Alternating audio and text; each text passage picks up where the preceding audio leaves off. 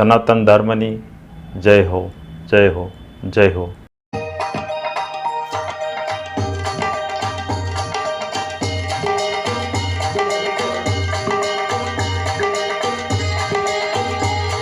ત્યારે એવી જ રીતે આપણી વચ્ચે અહીં વૈભવ દાદા જાની જેઓ ભાણવડથી ઉપસ્થિત છે. હું વિનંતી કરીશ વૈભવ દાદાને કે તેઓ ધર્મલાભ આપશે. વૈભવ દાદા. ઓમ સચ્ચિદાનંદ રૂપાય વિશ્વોત્પત્યાદિહેતવે તાપત્રય વિનાશાય શ્રી કૃષ્ણાય વયમ નુમઃ. શ્રી કૃષ્ણાય વયમ નુમઃ. મૃત્યુંજય મહાદેવ ત્રાહિ માં શરણાગતમ. જન્મ મૃત્યુ જરા વ્યાધિ પીડિતમ કર્મ બંધનૈ. પીડિતમ કર્મ બંધનૈ. મંચસ્થ બિરાજમાન તમામ સાધુ સંતોના ચરણોમાં મારા વંદન. બિરાજમાન બાપુના ભદ્રોત્સવ નિમિત્તે આવેલા તમામ સમાજના અગ્રણી, તમામ સમાજના પોતાના કુટુંબીજનો, સ્નેહીજનો, તમામના હૃદય કમળમાં બિરાજમાન પરમાત્મા રામને મારા વંદન. સર્વને મારા જય સિયારામ, જય શ્રી કૃષ્ણ, જય ભોલેનાથ. આમ તો મૃત્યુ છે એ મારા મત પ્રમાણે, બાપુ મારા મત પ્રમાણે જેટલા વર્ણ છે, 4 વર્ણ ધર્મ છે, એમાં મૃત્યુના સમાચાર આપણે જેવા સાંભળીએ એટલે આપણને પોતાને આંચકો લાગે.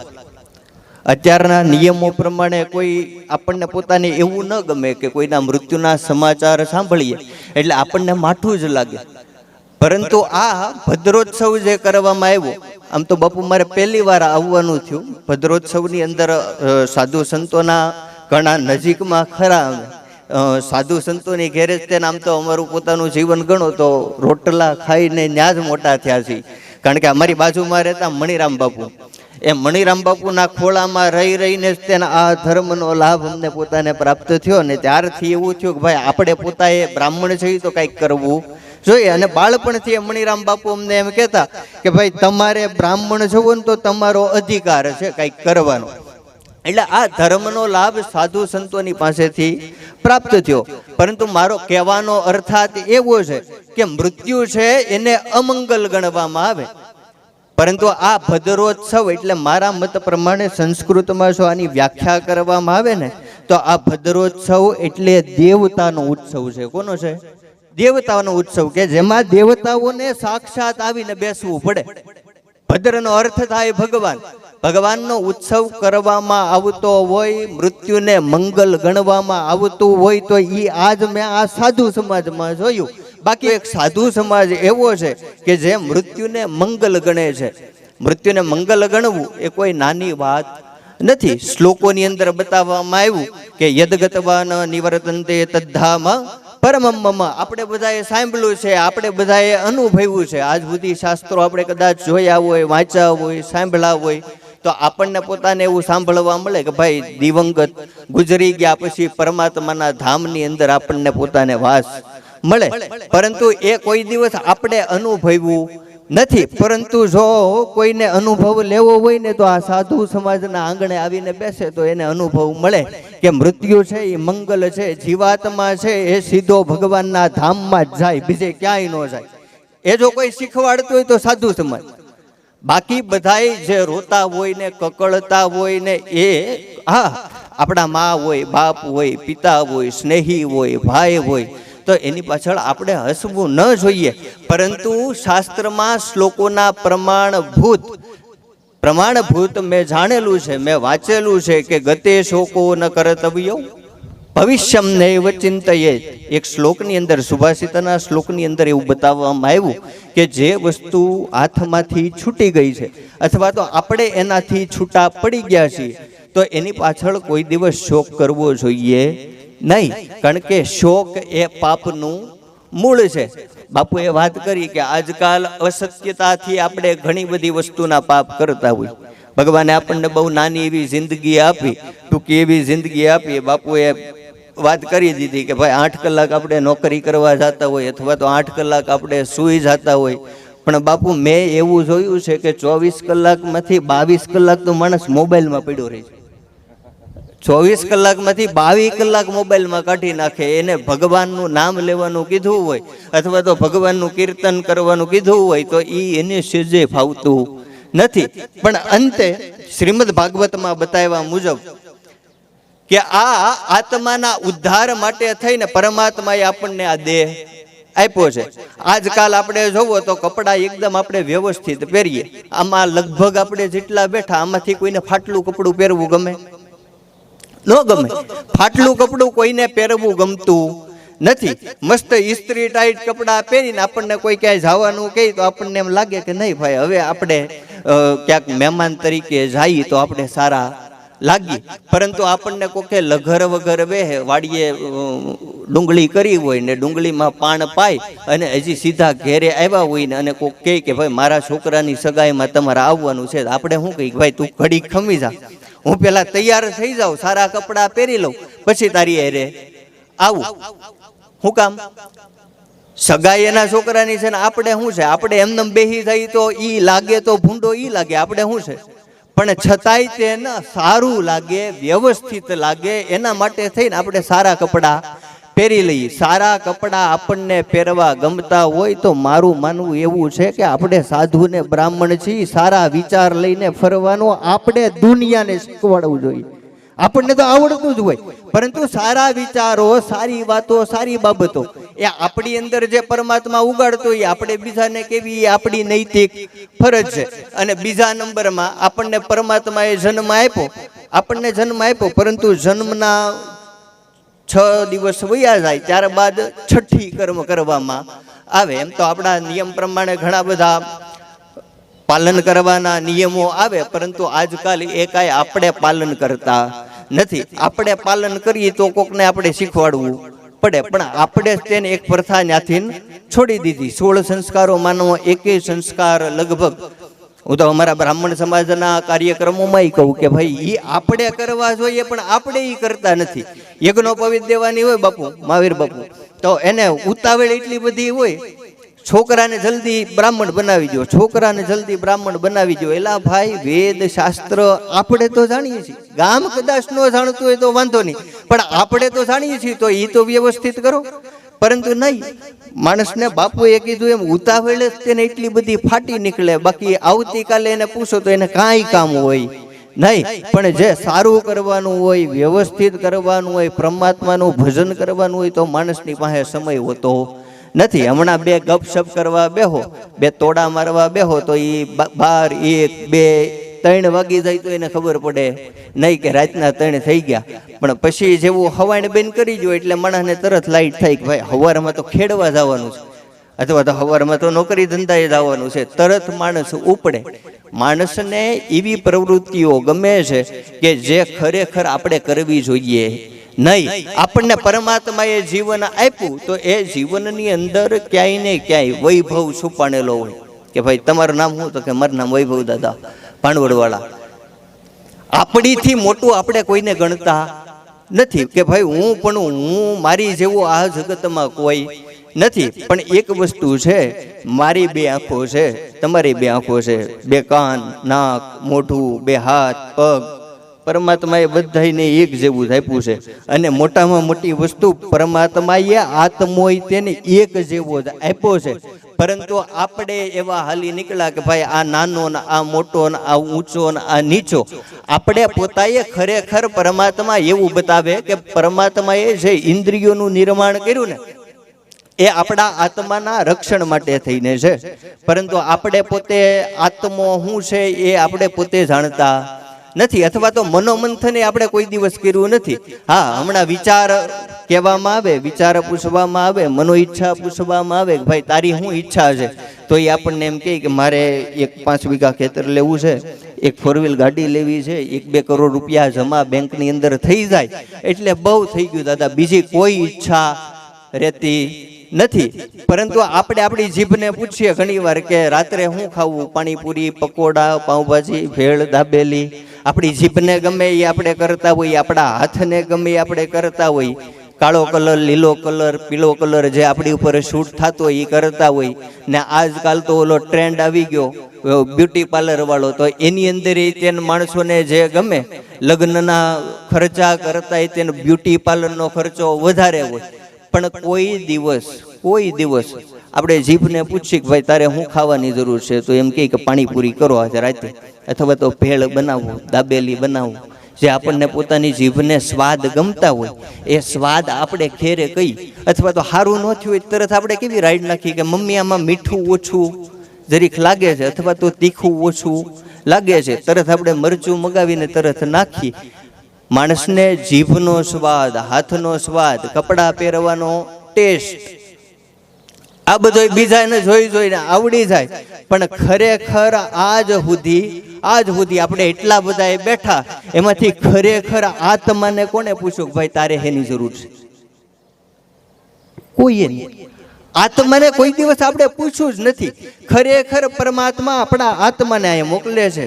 નવા કપડાં તો આવતા રહે ને જાતા રહે, નવા કપડાની કોઈ વેલ્યુ નથી. નવા કપડાં આજ પહેર્યા છે એનો મતલબ એવો નથી કે નવા કપડાં અમર પટ્ટો લઈને આવ્યા એ ઓલા ફંકી થઈ જાય વેલા મોડા. ફાટેલા જીન્સ આવે ને એ ફાટી જાય, પછી આપણે પધરાવી દઈએ.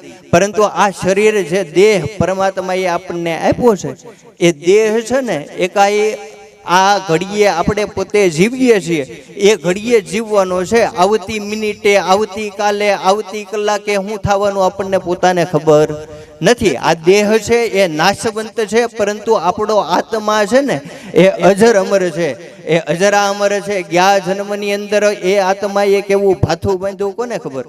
ખરેખર માણસે બાપુએ વાત કરી એમ આપણે પોતાએ ધર્મનું જ્ઞાન, શાસ્ત્રનું જ્ઞાન અને છેલ્લે મુક્તિપદ.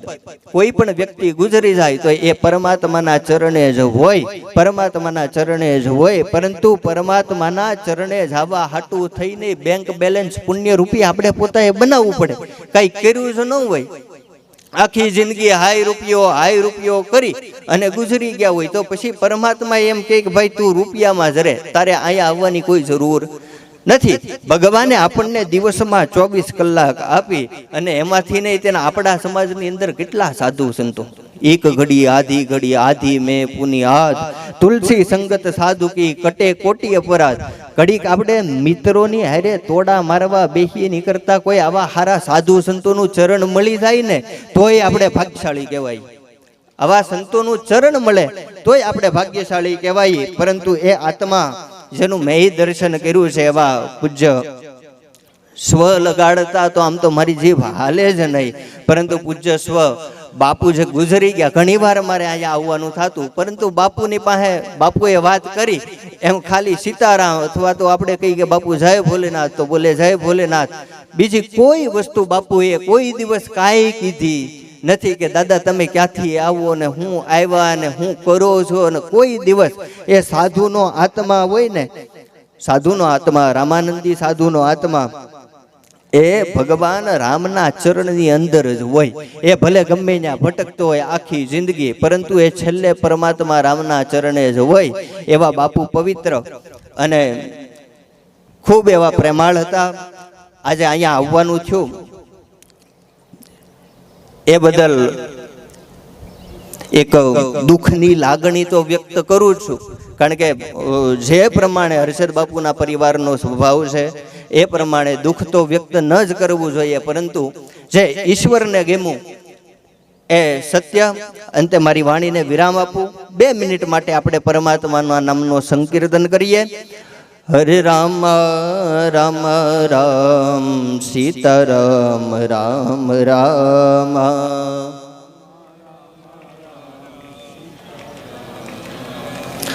હરે રામ રામ રામ સીતારામ રામ રામ.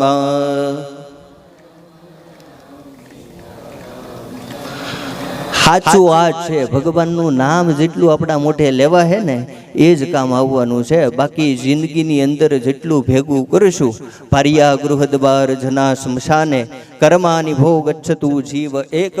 ધર્મશાસ્ત્ર એવું કહે કે આપણે જેટલા રૂપિયા પૈસા ભેગા કર્યા હોય એ બધાય અહીંયા પડ્યા રહે. આપણે જેટલા વાહનો ભેગા કર્યા હોય, પ્રાણીઓ ભેગા કર્યા હોય એ બધા અહીંયા રહે. જ્યારે માણસ ગુજરી જાય ત્યારે પોતાની સ્ત્રી, પોતાની પત્ની એ ઘરના દ્વાર સુધી આવે અને આપણા સગાવાલા સ્નેહીજનો હોય એ સ્મશાન સુધી મૂકવા આવે. આપણી છેલ્લે આપણી હારે કાંઈ આવતું નથી. આપણા આત્માની સાથે આવે તો એ આપણા કરેલા કર્મો. કર્માનુભવ ગચ્છતી જીવ એક. તો આપણે જ નક્કી કરવાનું છે કે આપણે શું કરવું. ભગવાને આપણને સારી બુદ્ધિ ને સારી મતિ આપી તો આપણે પોતાએ કઈ લાઈનમાં જાવું. સુધરવાનો રસ્તો એક જ છે પણ બગડવાના રસ્તા હજાર છે. હું તો કથાની અંદર મહાવીર બાપુ એમ કહું કે અહીંયા બેઠા બેઠા આપણે બગડી એકી અને આપણે પોતે સુધરી એકી. પરંતુ પરમાત્માના ચરણે એવી પ્રાર્થના કે આપણને સદૈવના માટે સદબુદ્ધિ આપે. અસ્તુ. જય શ્રી કૃષ્ણ. જય ભોલેનાથ. ખૂબ સરસ એવી બાપુએ વાત કરી, દાદાએ વાત કરી. નાની ઉંમરમાં જે અભ્યાસ કહેતા અભ્યાસની કોઈ ઉંમર નથી હોતી.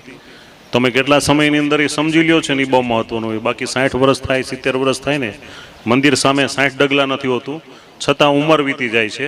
અને જ્યારે નાનકડા એવા બાળકને જોતા હોય, 5 વર્ષથી 15 વર્ષના આયુષ્યના હોય, પણ નિત્યક્રમ મંદિરે દર્શન કરીને પછી જ પોતાની સ્કૂલે જવાના આ સંસ્કારોનું સિંચન થતું હોય છે. ત્યારે વૈભવ દાદાએ ખૂબ સારું એવું અહીં ઉદ્બોધન કર્યું. ત્યારબાદ આપણે અહીં હું વિનંતી કરીશ, આપણી વચ્ચે અહીંયા એવા પ્રખર કથાકાર ભાનુબાપુ પણ ઉપસ્થિત છે, તો આપણે એમનો લાભ લઈશું. પરંતુ એ પહેલાં અહીં થોડી વાત મારે વડોદ ગામ વિશે પણ કરવી છે. વડોદ ગામ અને સમસ્ત ગ્રામજનોનો અમારા પરિવાર પ્રત્યે, અમારા સ્વર્ગસ્થ ગિરીશ બાપુ અને હરિબાપુ, જેમના પ્રત્યે પહેલેથી એક ખૂબ જ નિકટનો સંબંધ રહેલો છે. અને વડોદના તમામ, ખાસ કરીને ક્ષત્રિય સમાજના વડીલોથી લઈને બાળકો સુધી આજે પણ એ વ્યાખ્યા વચ્ચે રહે છે અમારી વચ્ચે કે અત્યારે માની લો કે અમે સિટીમાં રહીએ છીએ તો હજી ત્યાં ભાઈ તરીકેનું ઉદ્બોધન થતું હોય છે. અહીંયા નાનકડો એવો બાળક હશે પણ અમારા ભાઈના દીકરાઓ હોય તો પણ એને બાપુ સિવાય નથી બોલાવતા. ત્યારે જે રીતે દાદાએ વાત કરી, બાપુએ વાત કરી પ્રમાણે સંસ્કારોનું સિંચન અને સાધુનો સંગ હોય એટલે સંસ્કાર અચૂક આવવાના છે. પરંતુ ગૌરવની વાત એ છે, સમસ્ત વડોદ ગામના ગ્રામજનોએ જ્યારે જ્યારે અમારા ઘરમાં કોઈ શુભ પ્રસંગ હોય અથવા કોઈ પણ એવો પ્રસંગ હોય ત્યારે રાત દિવસ કહે છે ને તન મન અને ધનની સેવા હોય છે.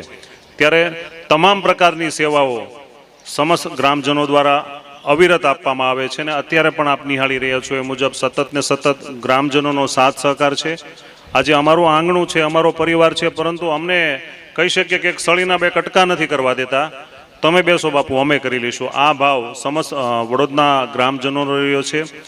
વિશેષમાં સાધુ તરીકે અગાઉ પણ મેં એક વખત વાત કરેલી હતી. દરેક સમાજનો એક જન્મસિદ્ધ અધિકાર હોય છે. સાધુ તરીકે અમારો એક જન્મસિદ્ધ અધિકાર છે. ધર્મના રક્ષણ અર્થે ક્ષત્રિયોનો એક જન્મસિદ્ધ અધિકાર છે. જ્યાં જ્યાં જરૂર પડે ત્યાં ક્ષત્રિયો હંમેશા સાધુ સમાજની સાથે, બ્રહ્મદેવ સમાજ સાથે ઊભા રહેલા છે. તો એવી જ રીતે જે રીતે તમામ અહીં ઉપસ્થિત ક્ષત્રિય સમાજ અને સમસ્ત ગ્રામજનોએ અવિરત સાથ સહકાર આપ્યો છે, ત્યારે આજે અમારા ગિરીશ બાપુના ભદ્રોત્સવ નિમિત્તે પણ તેઓની એક ભાવના હતી કે અમારે અહીં સમસ્ત ગામ વતી અનુદાન આપવું છે. એ તમામની યાદી પણ અહીં આવી છે. ત્યારે સમસ્ત વડોદ ગામ સમસ્ત તરફથી અહીં અમારે ગિરીશ બાપુના ભદ્રોત્સવ નિમિત્તે 59,000 રૂપિયાનું અનુદાન આપવામાં આવ્યું છે. ત્યારે અમે એમને નોંધ લઈએ છીએ અને એક વખત તાળીઓથી ફરીથી તન મન ધન ત્રણેયની સેવા છે. ત્યારે આપણે એકવાર જય સિયારામના નારા સાથે ગ્રામજનોનું આજે આપણે સાધુ સમાજ વતી 3 વખત જય સિયારામનો નારો કરીને શાબ્દિક સન્માન કરશું. જય સિયારામ, જય સિયારામ, જય સિયારામ.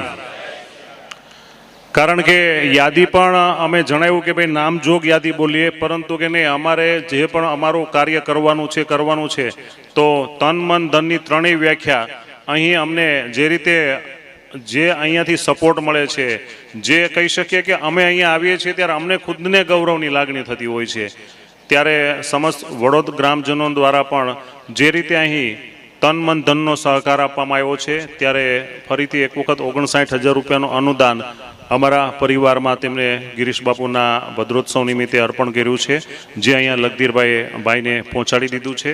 ફરીથી એક વખત આપ તમામનું અમે આભાર વ્યક્ત કરીએ છીએ. અને આભાર જો કે જરૂર નથી રહેતી, કારણ કે પરિવારના સભ્યો તરીકે જ રહીએ છીએ, પરંતુ આપણી જે પરંપરા છે એ મુજબ આપ તમામનો અમે આભાર વ્યક્ત કરીએ છીએ. અને હવે આપણે ધર્મ લાભ તરફ આગળ વધીશું. હું વિનંતી કરીશ પૂજ્ય ભાનુબાપુને કે તેઓ ધર્મ લાભ આપશે. જય સિયારામ. મારો અનુભવ ચેનલ ઉપર વિડીયો હોય અથવા કોઈ પણ કોલ રેકોર્ડિંગ હોય તો મારી સાથે જે કોલ રેકોર્ડિંગમાં જે કોઈ પણની સાથે વાત થતી હોય તો એનો ક્યારેય પણ સરનામું કે મોબાઈલ નંબર ન માગવો. જય સિયારામ. આગળના વિડીયો જોવા માટે આ રીતે ચેનલ સબસ્ક્રાઈબ કરો.